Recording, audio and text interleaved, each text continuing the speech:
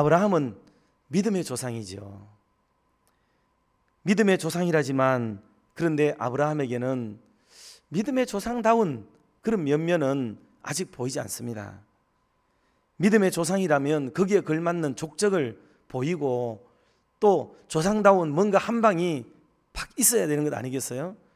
우리가 일반적으로 성경에 기대를 할 때 그 사람에 대한 믿음의 훌륭하고 놀라운 뭔가 한 방 팍 먹여줄 수 있는 큰 거 뭐가 하나가 딱 있어야 된다고 생각하고 우리는 지금도 그런 믿음을 추구하는 경향성이 굉장히 높지 않습니까? 그런데 아브라함에게는 내세울 만한 그 무엇 그거 없어요. 그런데 이 아브라함의 행보는 천천히 가는 것 같지만 성장일로로 치달았고 그리고 홀로 가는 길이 아니었고 늘 주님과 동행하는 길이었던 그것, 여러분 그게 바로 흔들리지 않는 믿음의 걸음을 걸어야 되는 그 믿음의 조상의 면을 우리에게 보여주고 있다 하는 것을 우리가 알아야 하겠습니다. 그래서 그는 기도하면서 하나님의 뜻을 묻고 그리고 기도하면서 자기의 행보를 하나님께 아뢰고 그리고 도우심을 구하고 하나님은 응답하시고 늘 함께 하시는, 그래서 일상의 삶의 현장 속에 주와 더불어 동행하는 멋진 삶을 보여준 것이 바로 아브라함의 삶이었다 하는 거예요. 그래서 그의 삶이라는 것은 기도의 삶인데, 그러면 그 믿음의 거장, 믿음의 조상이라고 일컫는 분이 기도하며 살았던 그 삶의 현장 속에 그는 무슨 기도를 주로 드렸는가 하는 맥락에서 오늘 세 가지 정도 말씀을 역시 드리려고 합니다. 첫 번째는 맡기는 기도를 드렸다 하는 거예요. 맡기는 기도. 여러분, 사람을 신임하면 나타나는 일이 뭔지 아세요? 사람을 믿으면 그 사람에게 맡기는 거예요. 맡기는 거죠. 그러면 우리가 하나님을 믿는다는 것은 뭘로 나타나야 되겠어요? 우리는 하나님을 믿지만 하나님께 나를 맡기지는 못합니다 라고 한다면 여러분, 이게 신앙이 맞는 걸까요? 그 믿음이 없는 거죠. 믿음이 있으면 뭐가 따라온다고요? 맡기는 게 따라와요. 맡기는 게. 여러분, 이 원리를 잘 이해해야 됩니다. 하나님이 우리를 믿으면 하나님도 우리에게 모든 것을 맡겨요. 다 맡깁니다. 여러분, 돈에 대해서 깨끗하게 살면 아마 하나님이 물질도 맡길 줄 믿습니다. 건강, 여러분 펄펄 뛰는 건강 가지고 하나님을 기쁘게 할 사람으로 여겨지면 하나님이 반드시 그 건강도 회복시키시거나 강건함을 유지하는 은혜를 주실 줄로 믿습니다. 여러분, 하나님은 우리에게 신뢰를 하시게 되면은 우리에게 거기에 걸맞는 것을 주세요. 아브라함의 위대성은 그래서 믿음이 성숙하지 못하였는데도 불구하고 하나님이 갈대아 우르를 떠나라, 아비 친척 본토 그 집을 떠나라고 했을 때에 아브라함은 순종하고 나갑니다. 갈 바를 알지 못하지만 하나님께 의탁하고 하나님께 맡기고 자기의 인생과 자기의 청춘과 자기의 인생과 자기의 미래를 하나님께 의지하는 마음으로 맡겨버리고 그 길을 떠나는 게 아브라함의 강력한 믿음이었습니다. 이 아브라함의 기도는 특별하게 제단을 쌓고 기도하기도 하고 그리고 일상에서 하는 기도도 참 많았다 하는 것을 염두에 둬볼 때에 우리의 삶에도 기도의 삶은 일상 속에 이루어지면 좋겠다 하는 말씀을 좀 더 강하게 드리고 싶습니다.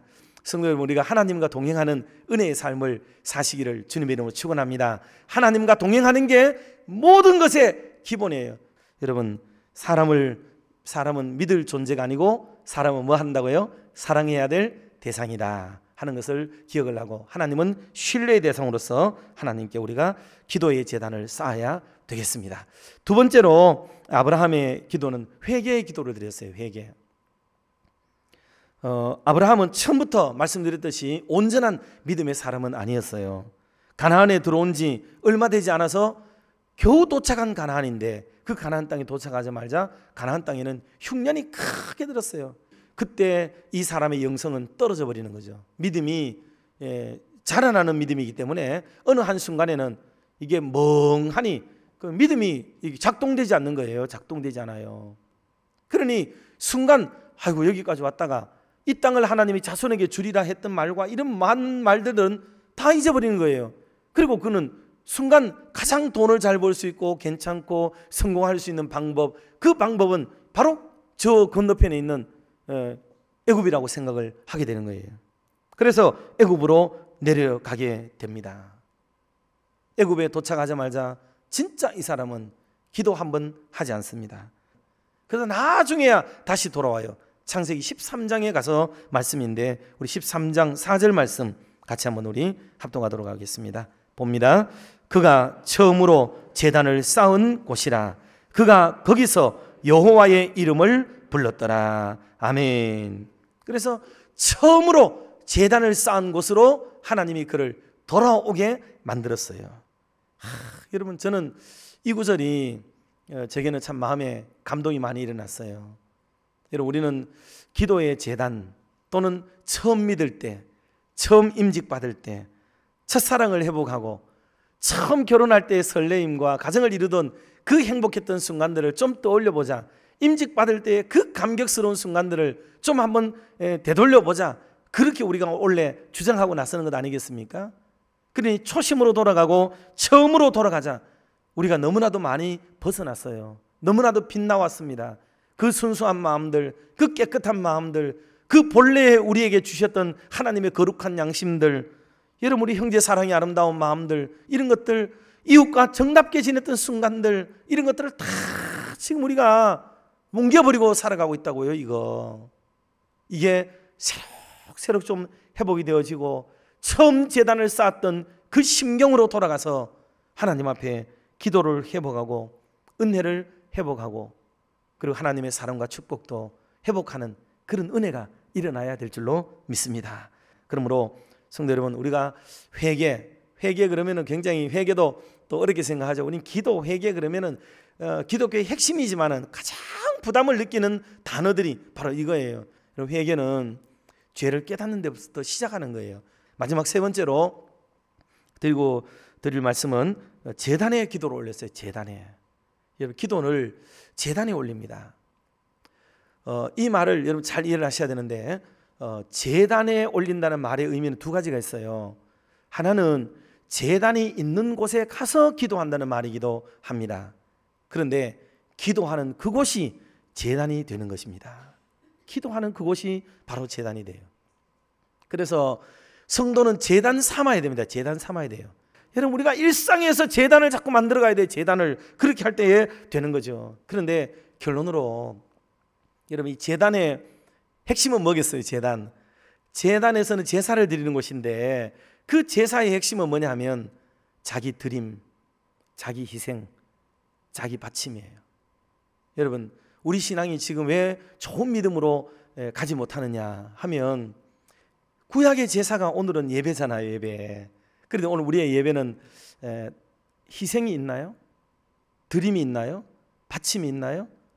자기를 내어드림이 있나요?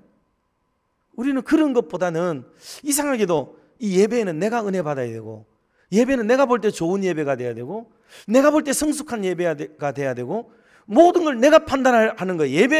내가 예배를 드리는 사람이 아니고 예배를 판단하는 사람이 돼 있어요. 우리는. 여러분, 오늘 여러분들은 돌아가시면서 한번 조용히 교회 문을 나서시면서 혹은 집에 가셔서 생각 한번 해보세요. 나는 오늘 주님께 무엇을 드리고 왔는가? 주님은 나에게 무엇을 기대하셨는가? 네 아들 독자라도 나에게 박치는 걸 보니까 이제야 네가 나를 사랑하는 줄 알았다. 주셨던 그 놀라운 믿음의 단계까지 아브라함이 성숙돼 가는 게 22장이 나오는데 그제서야 하나님이 아브라함의 재산을 정말 기뻐하시고 그의 인생을 받아주셨어요.